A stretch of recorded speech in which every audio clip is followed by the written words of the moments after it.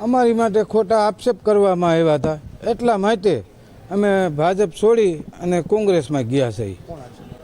હવે એ અંદરો અંદરની તાનાશાહીના હિસાબે નાના નાના પ્રશ્નોમાં ખોટી રીતે હેરાન કર્યા, એટલા માટે અમે કોંગ્રેસમાં આવી ગયા.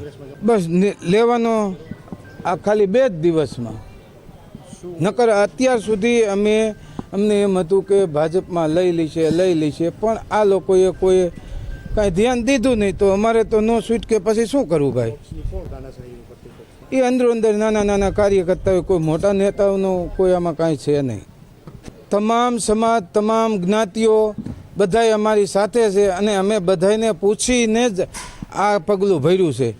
કોંગ્રેસ ટિકિટ નહીં આપે તો શું કરશો? અમને વિશ્વાસ છે, કારણ કે અમે અમિત ચાવડા સાહેબને મળ્યા અને એને અમને કીધું કે ભાઈ તમને અમે ટિકિટ આપશું.